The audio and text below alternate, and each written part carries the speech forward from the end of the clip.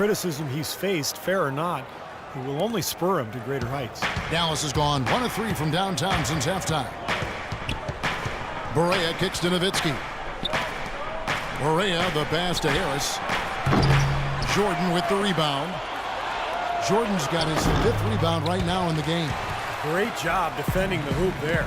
So important to have good presence defensively inside. Crawford, no luck. Dallas shooting 43% from the floor. Here's Parsons, and the layup's good off the glass. Parsons got the lead up to 3 now for Dallas. And let's get your take, guys, on the hustle stats for the Mavericks. Their activity at the defensive end, Kevin, has been really impressive, attacking and coming away with steals. Another part of their game that's made a difference tonight is all the second chance points they've been able to get. Now here's Parsons, following the miss by Griffin. Harris outside. He feeds it to Stoudemire. Out to Harris. Back to Stoudemire. And the rebound paying off as they pick up 2 on the second chance bucket right there. They have got to put a body on him, because otherwise, with his agility and athleticism, they're not going to be able to contain him on the offensive glass. Now here's Paul, guarded by Barea. Good. That's now 8 points for Chris Paul. That's the kind of aggressive and assertive play they need as we get closer and closer to crunch time. No question. Pound it into the painted area and continue to put pressure on that defense. They get it back. And again, it's Amari Stoudemire. And the Mavericks lead by 5.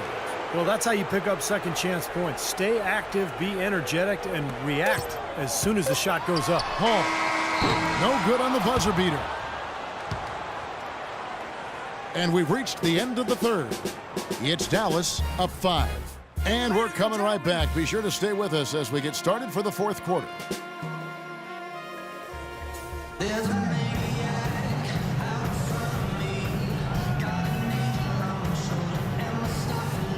In a moment now as we take a look at our State Farm assists of the game. Well, this is what you talk about when you have the offensive play coming together based on tremendous passing. It's the rhythm and flow that occurs that makes this a beautiful game.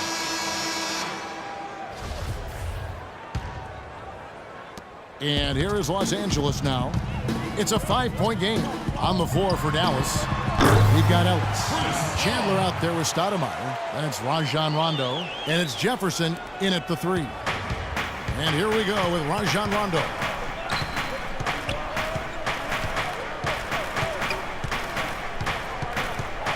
And it's Chandler top of the key. Ellis wide open. Off the mark there with the 3-point shot. And Los Angeles guys shooting at 52% from the field. They're clicking. Reddick with the bucket. Beautiful work in the transition game. That's how to do it. Attack early before the defense can get itself set. The drive by Rondo, and Chris Paul picks up the foul. That'll be his second foul of the game. First team.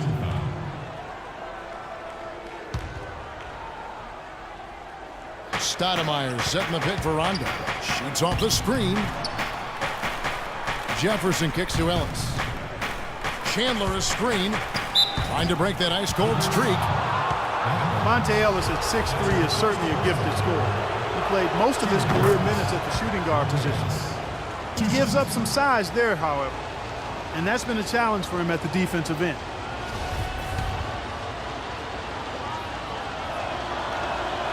And Ellis drops them both. And some have felt as a scoring combo guard, Ellis would be best as a 6th man. Steve, coming off the bench, what do you think? I agree. You know, as talented as he is, you know, he's really kind of a combo guard who's a nightmare matchup for a lot of players. But he's not a true point, and he doesn't have that size that you want at the 2-guard spot. So, to me, the 6th man makes perfect sense. So he comes up empty, missing both. Chris Paul with the best assist-to-turnover ratio in the league last season and led the league in steals per game as well for the 6th time in his career. You talk about the impact he has on a game. I mean, those numbers don't lie. Now here's Jefferson. Again, the miss by Ellis. It's just been one of those days for him. He has really struggled. Barnes kicks to Reddick. It's a nice passing here by Los Angeles. Barnes dishes the ball. Here's Hawes. It's rebounded by Dallas. Ellis has got his 3rd rebound on the night. Here's Stoudemire. The second chance effort. Jefferson's shot is off. Clippers trail by 3. And Redick kicks to Barnes. It's stolen by Jefferson. Into Stoudemire. Lays it up and in off the pretty assist. And Chris Paul's strength so underrated. When you talk about his ability, Clark, to protect the ball offensively and create steals at the other end, that plays a big role, wouldn't you say? Yeah, strength is so valuable, no matter what position you play. And being a smaller point guard, his strength and quickness allow him to always be on balance. You rarely see Chris Paul out of control or off balance, and that's part of his brilliance and greatness. Well, you hate to see a guy suffer through a game like this, but his team is winning. Rajon Rondo with the rebound. He was right there, but the defensive pressure forced that miss. Well contested. That really made it a tough shot. You know, they've done some nice work.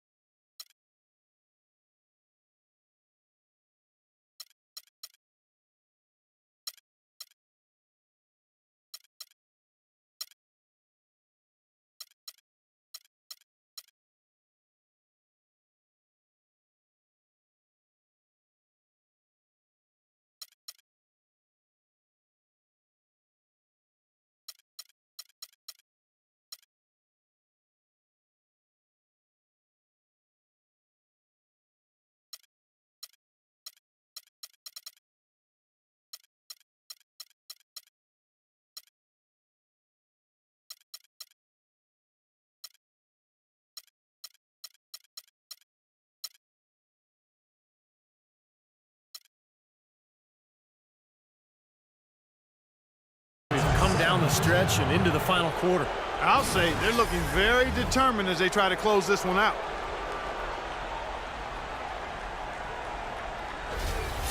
Dirk Nowitzki, he's checked in for the Mavericks. Well, since the turn of the century, guys, the Western Conference has ruled the roost, winning interconference matchups in 14 out of the last 15 seasons.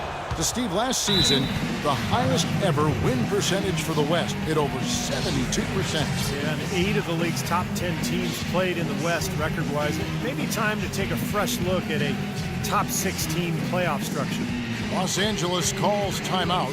And last season, the 7th and 8th seed in the East made the playoffs with worse records than the 9th and 10th seeded teams in the West. Sure, the conference playoff structure reduces travel, but in the age of chartered flights, you could argue longer traveling distances are much less of a concern, and I would say amen to that. Jordan, he's checked in for the Clippers. Griffin comes in for Turkoglu, and Dallas also making a switch. Parsons checked in for Jefferson. And let's get this update now from Doris Burke, who's across the way on the sideline. Kevin, Doc Rivers was just addressing the plan with his team. He got after them and told them to turn up the intensity, saying, we've put ourselves in a corner, and now we've got to fight our way out. Show me what you have. Let's see if we've got what it takes, guys. And, guys, I think the biggest advantage to a so-called top 16 playoff seeding is that it would possibly make for a more competitive finals. It's a playoff series that garners international attention anyway. You want to make sure that the last 2 teams standing are truly the best in the NBA. Yes. Great job there, recognizing the mismatch and taking advantage. They got to put a bigger guy on him, otherwise he'll bury those jumpers all game. Now here's Redick. Back to Paul. Paul is doubled. He kicks it to Barnes. Misses the 3. Mavericks leading by 9. Rondo with it. He's picked up by Paul. Rondo kicks to Ellis. Can't get it to go. And the Clippers will come the other way. You know, he's been off his game this quarter just a bit. Hasn't been able to get a whole lot to go so far. Paul goes in, and he gets it to go. Paul's got 4 points this quarter. His shooting has been so good today. He may have to take it upon himself to try to get his club out of this hole.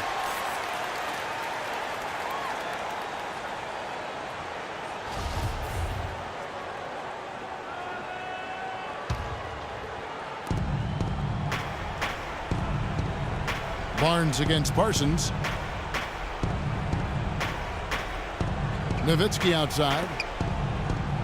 And Parsons kicks to Rondo.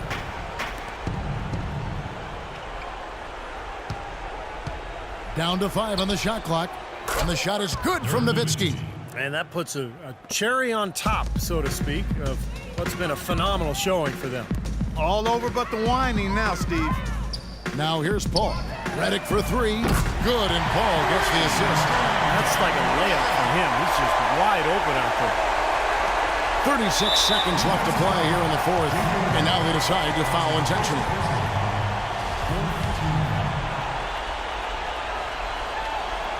The Mavericks have gone 5 of 10, 50% from the field. Ellis, the pass to Rondo, and that's an intentional foul.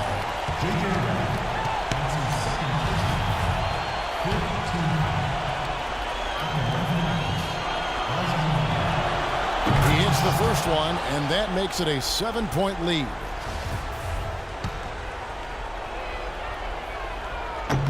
Second free throw, no good that time. He really wanted that one.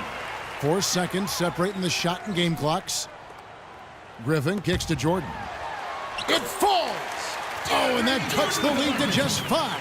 What an impossible shot to block in the post. The defender, giving up so much size, there's no way he's going to get a hand on it. And so they choose to intentionally foul. At the line for the Mavericks, Monte Ellis.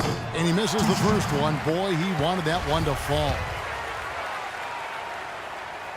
That's good, going 1 of 2 from the line, and that increases their lead to 6. Los Angeles calls timeout. They're losing by 6.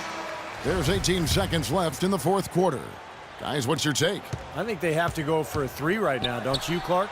Yeah, I don't think they have any choice but to go for the 3, Steve. Well, the shot was there for him, and he had to take it. I don't care if he didn't convert. He's got to take that every time.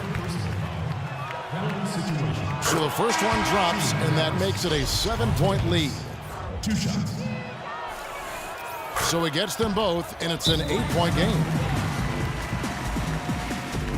And the Clippers call time here.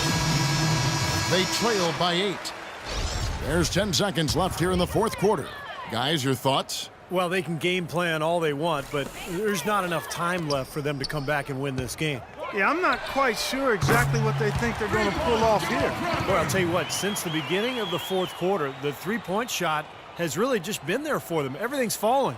Yeah, the touch from downtown is right on point. Out of bounds, the Clippers take possession. I think he was surprised to see the pass coming his way, and he reacted a little late. Here's Crawford. Laces one from 3. They are killing him with that three-point shot here in the second half. Well, the defense fully stretched out trying to stop that shot and still not able to get it done.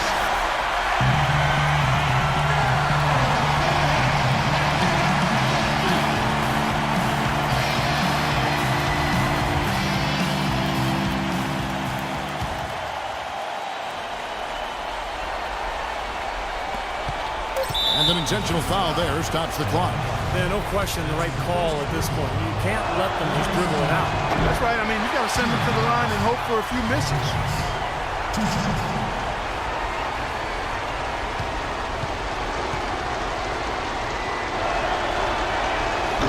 He's able to hit the second one, and that makes it a 3-point lead.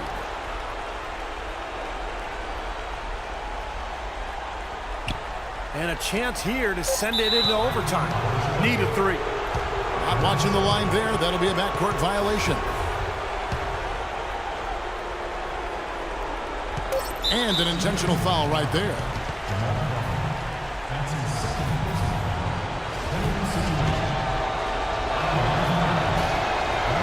And no good is the first free throw, missing for him. We'll see if he can nail the second. And no good on the second free throw, so he goes 0 for 2 there. So it's a narrow victory for the Mavericks.